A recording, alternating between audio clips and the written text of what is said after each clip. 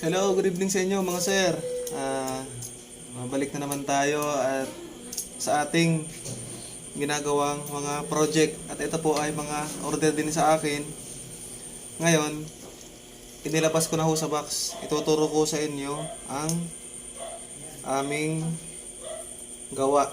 Ito ho. Full na po ito. Ngayon, sa mga hindi pa po nakakapag-subscribe, pa-subscribe naman po at marami pa po tayong ilalabas na mga bagong pakikinabangan natin. Ngayon, hindi na po natin patatagalin. Sisimulan ko na po. Sisimulan natin sa power supply. Ito siya. Power supply. Papangalanan ko po isa-isa ha. Power supply. Sunod. Ito hong pump. Ito ho. 12 volts po ito. 12 volts. Tapos, ang pangatlo ay itong solenoid. Air solenoid. Meron din ho tayong fan. Hose, gagawin po natin na kabitan sa kanya. Tapos ito, mga ganito, kung nakikita nyo, ito ay check valve. Hose din dito at fittings dito. Para kung sakaling gusto nyong tanggalin, matatanggal natin ng madalian lang. Ito. At meron din ho tayong ito. Sa hindi po nakakaalam, ito ay check valve pa rin ang tawag dito. 8mm ang ginamit ko dito. Ang laki niya ay 8mm para kasya lang sa ating hose. At syempre ito, hindi po ito mawawala kasi baka mapasukan ang pump natin ng dumi. Magbubukas ho tayo niyan nito kung sakaling mapasukan po ito. Kaya importante ho ito. Siyempre, di mawawala ang ating Y fittings. Ito ho. Y fittings. Meron siyang adjust sa hangin. Meron siyang adjust sa tubig para kung sakaling gusto nyo kong bawasan ang hangin, pwede ho ito pihitin. Kung gusto niyo naman pong bawasan ang tubig, ito ho. Ito, pwede nyo rin siyang pihitin. Para kung sakaling nadadamihan kayo sa lumalabas sa kanya, pwede nyo pong bawasan. Ito ho. Tapos, di po mawawala itong connector, hose connector. Ito ho. At para kung gusto nyo tanggalin ito, itong hose nya, madali nyo pong magagawa.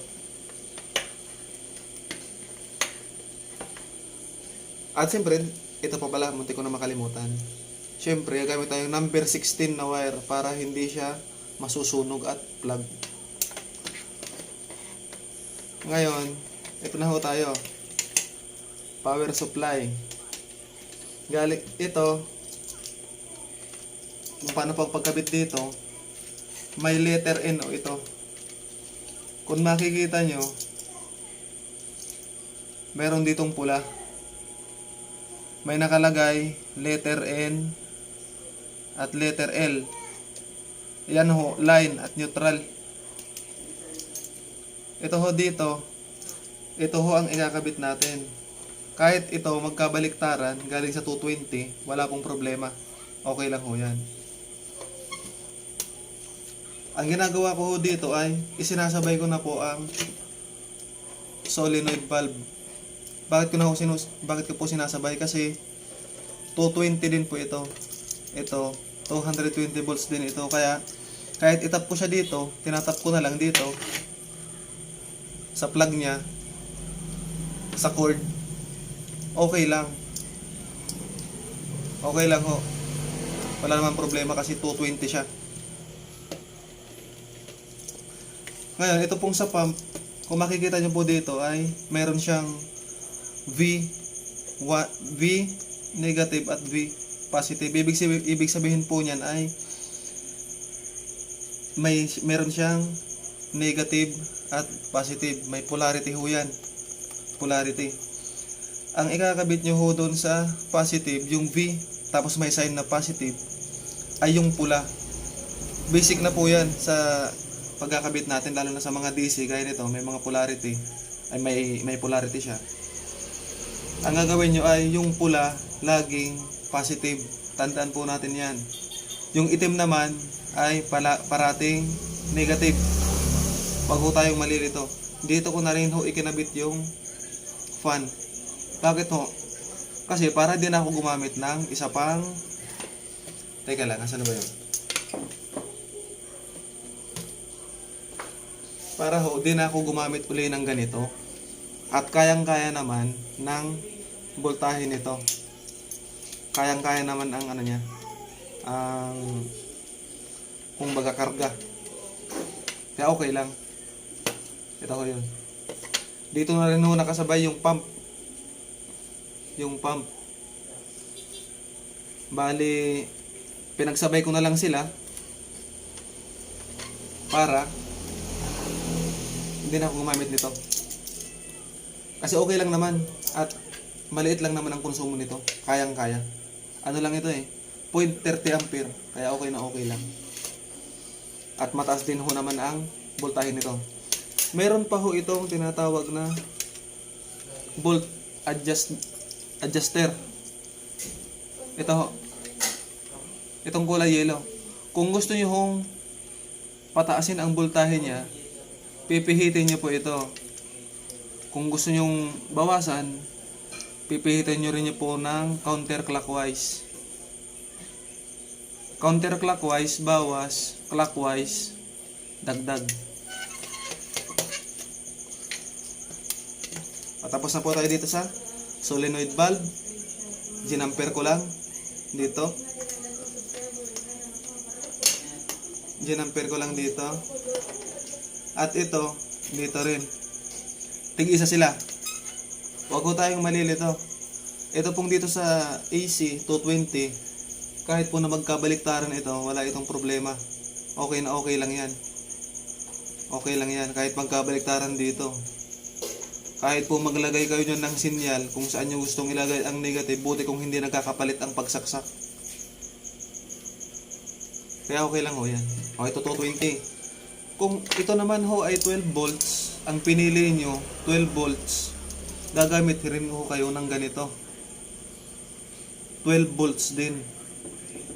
Wag ho tayo magkakamali. Kapag ka ito ay 12 volts, ang design sa kanya, kasi may nakalagay ho yan dito. Kung nakikita nyo ho. Basahin nyo pong maigi kung ano ang nakalagay dyan.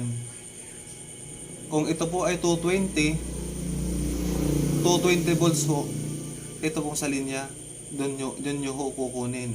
Kapag ka ito naman ay may nakalagay na 12 volts, gumamit ho tayo ng transformer.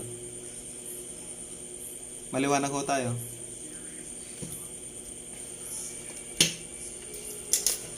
Tapos, ang sunod natin ay tapos na po tayo sa connection.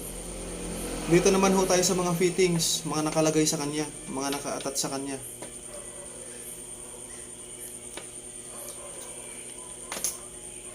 Ito ho, check valve. Importante ho ito. Kasi kapag ka nagka-problema ito at hindi siya gumana, kung wala ho ito, ay ang tubig ay mapupunta dito. Kasi po nakalagay ito dito. Nakalagay siya dyan. Pag ito ho ay wala, itong check valve, papasok ho yan dito ang tubig. Maliwanag ho tayo. Kaya importante ang check valve. Ganun din ho dito sa pump. Sa pump, optional naman po. Kasi meron naman pump na mga malalakas talaga. Kahit na hindi mo lagyan ng ganito, okay lang kasi hangin ang papasok sa kanya. Ang problema lang kasi pag gaya nito, ang problema lang kasi pag hindi nyo nilagyan nito, baka talunin kasi ang tubig ng hangin. Baka mismong bumalik doon sa inlet niya ng tubig. Wala man pong problema, kaya lang baka hindi magbuga ng tubig ang pump nyo. Kaya importante po ang ganito para sa akin. At ito pala, muntik ko nang makalimutan. Itong quick connector. Quick connector. Sa hose po ito. Ito ho ay yung galing sa, ang kinakabitan ho nito ay yung galing sa mismong compressor. Ano ho? Ito, direkta doon sa check valve, ay sa ano niya, solenoid valve. Para pag buga po ng hangin, dito lang hanggang dito lang ang hangin. Ito ho ang magsasara ng hangin. Hanggang dito lang ho ang hangin yan. Kapag ka nalagyan ho ito ng supply, halimbawa sinaksak nyo sa bendo, tapos naghulog na kayo ng 5 ng 5 pesos sa bendo, pag ito ho ay dinaluin na ng kuryente, automatic ho ang solenoid valve ay nagbubukas. Kasi ang design ho nito ay normally close. Maliwanag ho tayo. Ay wag nyo rin ho kakalimutan lagyan ng mga hose clamp. Mga ganito. Lalong-lalo na ho itong sa hangin. Bakit ho? Kasi malakas ang pressure ng hangin. Kung wala ho yang hose clamp, ang mangyayari dyan, lalo na kung nakapasok sa box, ipuputok ho yan sa loob ang hose nya. Matatanggal ho yan dyan. O pag matanggal ho yan dyan, lalo na kung nakapasok na sa box, magbabaklas ho kayo ng box nyo. O, pagod na naman yan, tapos oras. Obligado ho tayo magbukas. Okay na ho. Ulitin ko po, pag ito ay 12 volts ang nakadesign sa kanya, huwag na ho tayong gagamit nito. Okay. Pag ito ho ay 220 volts, wag na po, ay pag ito po ay 12 volts, gumamit ho tayo nito. Kapag ka ito ay 220 volts, ito nakadesign sa kanya, nakasulat yan, voltage range AC 187 volts to 253 volts. Wag na ho tayong gumamit kasi pwede ho yan sa outlet natin. Sa hose naman po tayo. Kung nakikita nyo ho, ito, Y fittings. Itong Y fittings sa kanya. Ang connection ho nito ay yung isa, ang daloy niya, tubig, hanggang dito. Ngayon, magsasalubong sila ng hangin, galing naman dito. Pagbukas nila pareho. Kasi pag sinaksak ho ito at nagkaroon na siya ng power supply, sabay na ho itong magbubukas. Ngayon, magsasalubong ho siya dito. Dito ho, magsasalubong siya. Paglabas ho dito, pagpasok niya dito sa hose, yun na po ay magge-generate siya ng foam. Kaya ho, paglabas dito ng tubig na may kasamang hangin, ay ang ganda na po ng bula. Kaya ho, importante itong Y fittings. May nabibili rin ho nito yung hindi ganitong Y. Yung ang isa straight, ang isa is naka-slant. Okay din ho yun. Wala naman problema. Ang importante lang ho dyan ay magsalubong sila dito. Magsalubong sila dito ang tubig at hangin. Maliwanag ho tayo.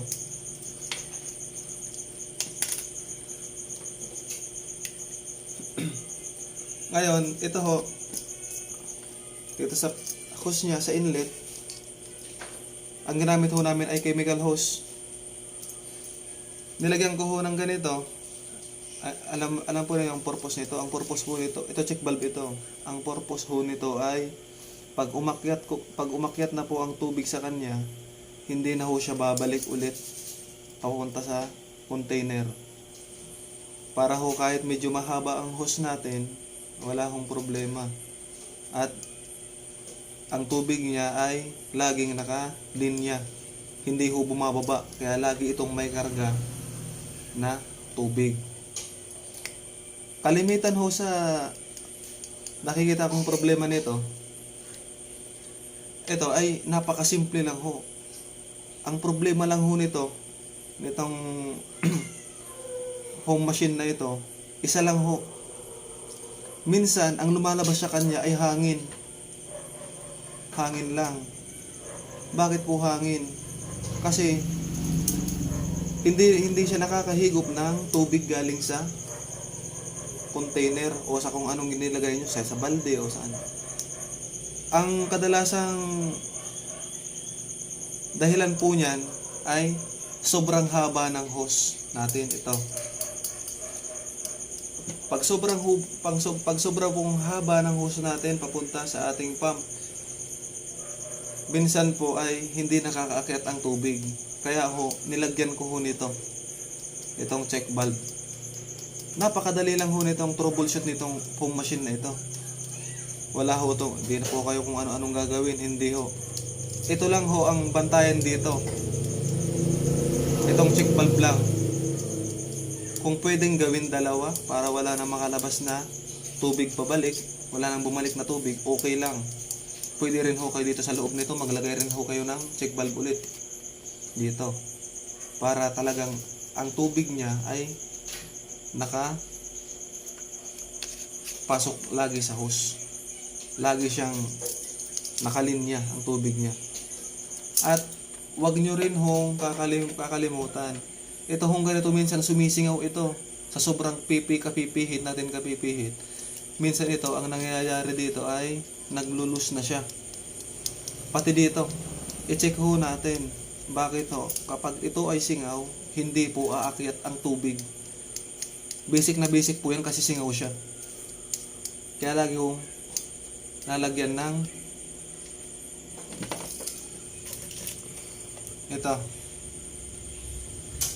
ito ho ay solvent. Dito ho yan nilalagyan ko ito. Minsan nilalagyan ko ng hose clamp, pero ito kasi masyadong mahigpit na to, hindi na ho yan mababaklas. Kaya ko lang ho hindi masyado nilagay dito kasi for demo lang ito. Kaysa gagawa po ako ng diagram, mas mabuti na kung makita nyo po ng actual na po mismo, para malinaw ho tayo.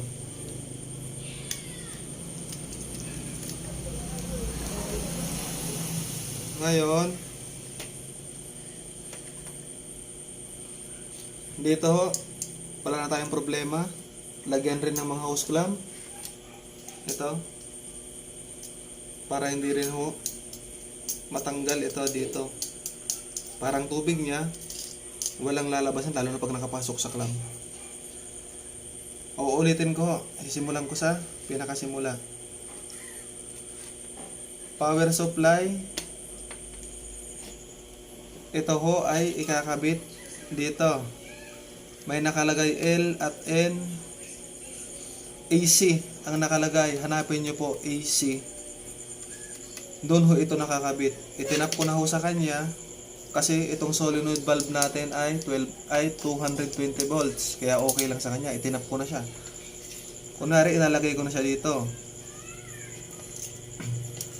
Kunwari nakalagay na siya dito. Ngayon, ang supply nitong pump natin at itong fan natin na 12 volts, dito ko na rin ho kinuha. Maliwanag ho tayo. Uulitin ko, kapag ang solenoid valve nyo ay 12 volts, gumamit rin ho tayo ng step down transformer na 12 volts din. Kapag ka 24 volts ang napili natin, gumamit rin ho tayo ng ganito na ang output niya ay 220 to 24 volts. Maliwanag ho tayo. Ayun, Y fittings, importante ho, papunta sa hose kasi dito magsasalubong ang hangin. Okay ho, malinaw ho tayo dito. As dito, wala dapat pong singaw. sa kanya, parang tubig, dire-diretso, higop na higop niya ang tubig. Higpitan po ang mga ganito. Ito, check valve, importante ho ito para di na bumalik ang tubig. Malinaw ho tayo dyan. Ngayon, ganun lang ho kasimple ang paggawa ng ating foam machine. Wala na ho tayong idadagdag pa na kung ano. Pwera na lang ho kung magdi-DIY ho kayo ng may kasama na portable inflator or compressor. Yun ho ay isusunod ho natin sa sunod na content natin. Igagaya ko ho dito. Gagawin ko rin siya para malinaw po sa atin. Kung may mga katanungan ho, ulit, huwag po kayong mahihiyang magtanong. PM nyo lang po ako. Maglalagay po ako ng link doon dyan sa baba ng description. At papunta ho yan doon sa page namin sa Facebook, yung Twinworks. At uulitin ko po ulit, sa mga di pa po nakapag-subscribe, pa-subscribe po at marami pa po akong ilalabas na content regarding dito sa machine na ito. Ganito. At mga sir, baka gusto nyo hong mag-avail ng aming DIY foam machine na binibenta namin. Yun ho ay, ang halaga nito ay naandun na po lahat. At kung gusto nyo pong mag-avail at hindi na kayo maghahanap ng mga pyesa, hindi na kayo maghahanap ng kung ano-anong mga fittings na ilalagay dito, hindi na kayo problema sa mga laki ng fittings, kung saan ikakabit, ay pwede nyo hong orderin yung binibenta namin sa Shopee na DIY foam machine. Pwede rin ho kayong magpasadya sa amin yung foam machine na may portable compressor. Kayo po ang pipili ng compressor. Kung gusto nyo ho ay inko, wala akong problema ang gamitin. Kung inko ang gagamitin natin, kung gusto nyo total, ganun din.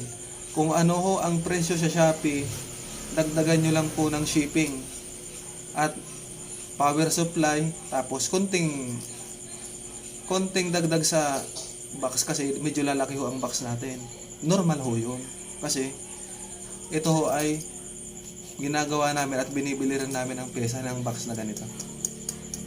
Kung gusto nyo umorder ng DIY foam machine namin, wala ho yung box na nakalagay, nalalagyan na ganito, wala ho. Pwede nyo ho siyang iset kahit na anong setup nyo po ang gawin dun sa machine nyo, ay sa car wash machine nyo. Ang mga nilalaman ho nun ay ito lahat. Kung ano hong nakikita nyo at itinuro ko sa inyo kanina, yun ho ang nakalagay doon sa DIY foam machine namin. Huwag ho kayong mag-alala at ang patong lang namin doon ay kunti lang naman ho.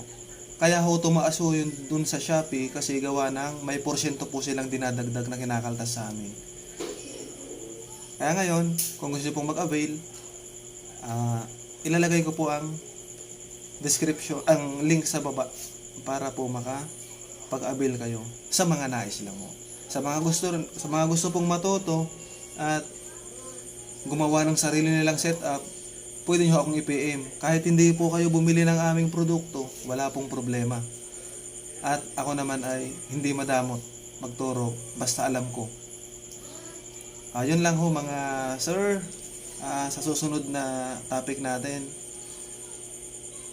ang itatakel natin ay yung kung paano gumawa at mga connection sa foam machine na may inflator. Yun lang ho mga sir. Maraming salamat po at God bless.